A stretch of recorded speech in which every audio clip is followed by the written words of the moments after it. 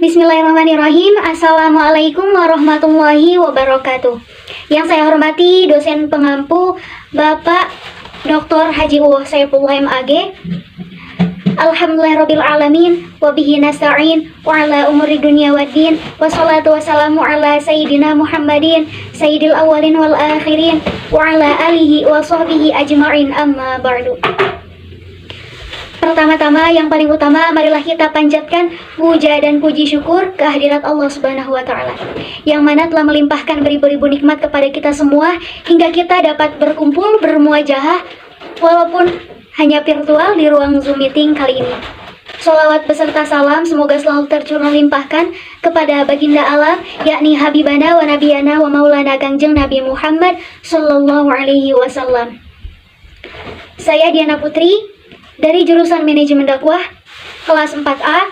Di pertemuan pada kesempatan kali ini, saya akan menjelaskan beberapa materi pada mata kuliah perbandingan dakwah yang diampu oleh Bapak Dr. Haji Uwah Saifullah MAG. Baik, langsung saja. Materi pertama yang akan saya bahas yaitu pengertian perbandingan dakwah. Perbandingan dakwah terdiri dari dua kata, perbandingan dan dakwah. Perbandingan berasal dari kata banding yang berarti persamaan, yang mempunyai arti mengadu dua hal untuk diketahui perbandingannya. Nah, perbandingan merupakan suatu metode pengkajian atau penyelidikan dengan mengadakan perbandingan di antara dua objek kajian atau lebih untuk menambah dan memperdalam pengetahuan tentang suatu objek yang diaji. Sedangkan pengertian dakwah yang sudah lumrah di jurusan manajemen dakwah ini ya, kata dakwah berasal dari bahasa Arab yang artinya panggilan, ajakan, atau seruan.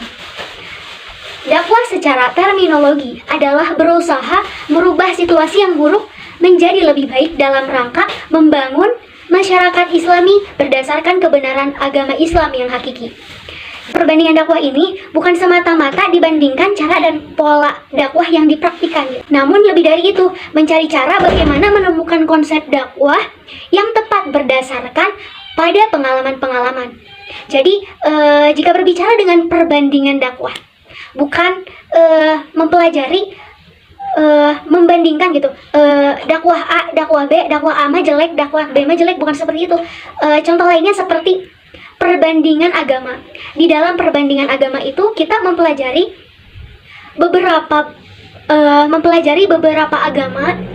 Kita pelajari, lalu setelah kita pelajari, kita mampu membedakan mana yang benar, mana yang salah. Seperti itu.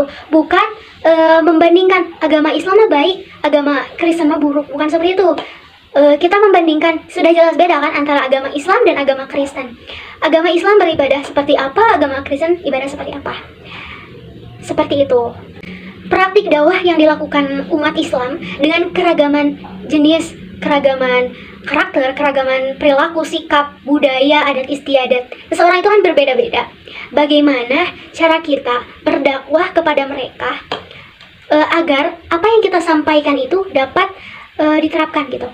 Maka dari itu kita mempelajari perbandingan dakwah agar kita menemukan metode, kita menemukan cara, menemukan metode, agar kita menemukan metode berceramah yang tidak hanya digunakan kepada suatu masyarakat saja gitu.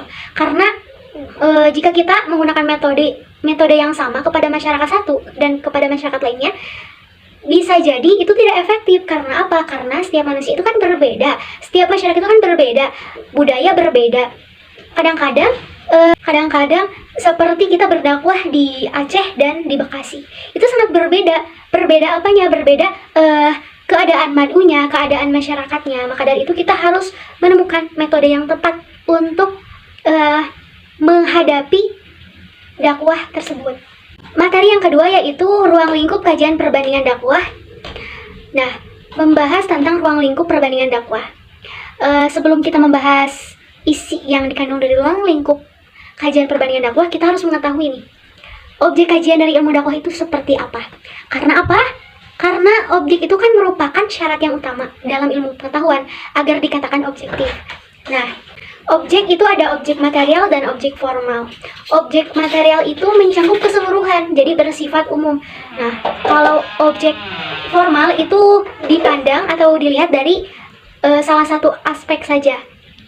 Nah, objek material ilmu dakwah itu apa? Jadi objek material ilmu dakwah itu adalah semua aspek ajaran Islam yang terdapat dalam Al-Quran, hadis, atau hasil ijtima ulama.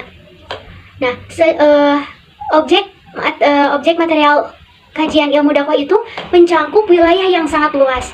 Yang pertama yaitu perbandingan individu dai atau fardiyah thariqah dakwah, meliputi perbandingan latar belakang personal dai seperti latar belakang keluarga, intelektualitas, perjalanan pendidikan, orientasi dakwah, dan lain sebagainya. Berbicara tentang latar belakang personal dai itu sangat penting sekali ya, menjadi salah satu faktor utama ketika kita berdakwah dipercayai oleh mad'u. Itu sangat faktor utama sekali. Perjalanan pendidikan kita seperti apa itu sangat dipertanyakan oleh mad'u, karena jika itu dipertanyakan berarti dipertanyakan pula apa yang kita sampaikan itu benar atau tidak. Yang kedua itu ada perbandingan pesan atau comparative message, meliputi pembahasan atau isi dari ceramah yang kita sampaikan, meliputi orientasi, penekanan pesan, fikih, moral, tasawuf, kritik sosial, Quran, dan isu-isu perkembangan sains. Nah, ini lebih ke isi dari dakwah yang kita sampaikan, itu materi yang kita sampaikan. Yang ketiga itu ada perbandingan pendekatan dan metode atau comparative approach and method yang dilakukan dalam dakwah. Nah, ini meliputi perbandingan pendekatan dakwah seperti pendekatan sejarah, budaya sains, pendekatan tekstual, kontekstual. Nah, ada lagi pendekatan metode yang dipraktikkan itu seperti apa. Nah, ketika kita menyampaikan ajaran Islam itu kan bisa melalui ceramah, tabligh, atau berdialog, demonstrasi, atau aksi sosial. Atau mungkin zaman sekarang lebih ke media sosial ya, seperti kita berdakwah di Instagram, di YouTube, di status WhatsApp itu banyak sekali ya pada zaman sekarang, apalagi sekarang di era milenial. Nah, yang keempat itu ada perbandingan sasaran dakwah atau mad'u. Perbandingan ini membandingkan tipe-tipe mad'u, karena setiap individu, setiap mad'u itu kan berbeda-beda pendapat, pikiran, sikap, dan lain sebagainya. Ini sangat berperan penting sekali mad'u dalam proses dakwah, karena di mana mad'u menjadi objek utama ketika kita berdakwah. Apa yang kita sampaikan, apa yang kita sampaikan itu akan diterapkan oleh mad'u. Feedback yang diterima oleh kita dari mad'u itu baik buruknya bagaimana cara kita menyampaikan isi materi, isi dakwah yang kita sampaikan. Setiap mad'u itu sangat berbeda sekali ya, mulai dari kita berbeda budaya saja sudah berbeda sekali itu. Contohnya kayak berdakwah di Aceh dan di Bekasi itu berbeda, kondisi mad'unya berbeda, keadaan mad'unya berbeda, sangat berbeda. Yang terakhir itu membandingkan sarana yang digunakan dalam dakwah atau channel komparatif. Nah, sarana yang digunakan ketika kita berdakwah itu kan ada yang tradisional dan modern. Kalau sarana tradisional mungkin disampaikannya melalui budaya tradisional. Nah, kalau sarana modern mungkin menggunakan media elektronik seperti televisi, radio, gadget, internet, tulisan, atau politik. Mungkin cukup sekian yang dapat saya sampaikan, kurang dan lebihnya mohon dimaafkan. Wassalamualaikum warahmatullahi wabarakatuh.